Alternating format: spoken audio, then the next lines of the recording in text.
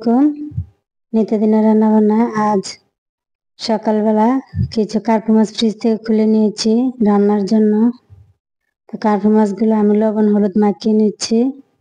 লবণ হলুদ মাখিয়ে ভাজি করে রান্না করব দেশি ছোট আলু দিয়ে। তো অনেক দিন থেকে ইচ্ছা হচ্ছে ছোট আলু দিয়ে তরকারি রান্না করব। এই আলুগুলা দেশি আলু দেখুন। তো সবগুলাই দেশি আলু, আর লাল আলুটা যদি সবগুলো লাল থাকতো তবে সেটা টিলাগাই আলু বলতাম। তো কিছু ফাঁকে ফাঁকে সাদাও আছে। তো এগুলো হচ্ছে অরিজিনাল দেশি আলু। আমি আলুগুলা 80 টাকা কেজি নিয়ে আসছি, 1 কেজি পরিমাণ। এখন ধুয়ে সসপ্যানের মধ্যে দিয়ে দিলাম সেদ্ধ হওয়ার জন্য।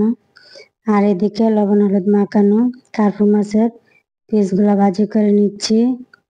আর এদিকে আমার আলুটা সেদ্ধ হয়ে আসছে, নাড়িয়ে দেখে নিচ্ছি আলুগুলা সেদ্ধ হয়েছে কিনা। আর মাছগুলা এক পিস হয়ে গেছে, আমি উল্টিয়ে নিয়েছি।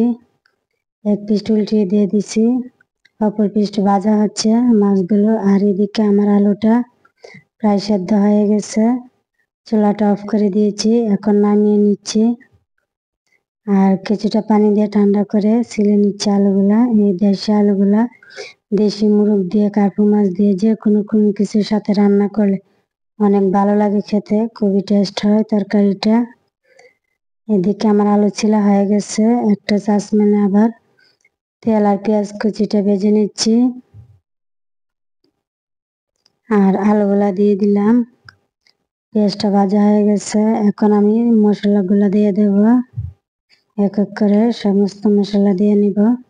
তো প্রথমে আমি কাঁচামরিচটা দিয়ে দিলাম ধনিয়ার গুঁড়ি, মরিচের গুঁড়ি, হলুদ গুঁড়ি 1 চামচ পরিমাণ করে, আর স্বাদ মতো লবণ দিয়ে দিলাম। আর কিছুটা পানি দিয়ে জাল করে নেব। তো লবণ লাগলে আবার পরে দেওয়া যাবে। এখন কিছুটা দিয়ে আলুগুলো আমি একটু কষিয়ে জাল করে নেব। তো একটু নাড়িয়ে চাড়িয়ে নিচ্ছি। তো এদিকে কষানো হয়ে গেছে, আমি ভাজে রাখা মাছগুলো দিয়ে দিলাম। আর এখন ধনে পাতাটা দিয়ে কিছুটা ঝোল দিয়ে রান্না করে নেব কিছুক্ষণ সময়। তো কার্পু মাছ দিয়ে ছোট দেশি আলুগুলো রান্না করলে খেতে অসাধারণ লাগে, খুবই ভালো লাগে এই তরকারিটা আমার কাছে। আর দেশি আলু মুরগ দিয়ে রান্না করলে অনেক ভালো লাগে। তো আজ আমি কার্পু মাছ দিয়ে রান্না করলাম, অনেক দিন থেকে ইচ্ছা হচ্ছে কার্পু মাছ দিয়ে তরকারিটা খাওয়ার জন্য। কার্পু মাছ রাখছিলাম 4 পিস। তো অন্য একটা ভিডিওতে আপনারা দেখছিলেন কার্পু মাছের মাথা ডাল দিয়ে যে রান্না করেছিলাম। আর কার্পু মাছের পিসগুলো এখন আমি আলু দিয়ে রান্না করছি। তরকারিটা আমার হয়ে গেছে, এখন চুলা থেকে নামিয়ে নিব। তো কিছুটা তরকারি আমি একটা বাটিতে উঠিয়ে নিলাম খাওয়ার জন্য।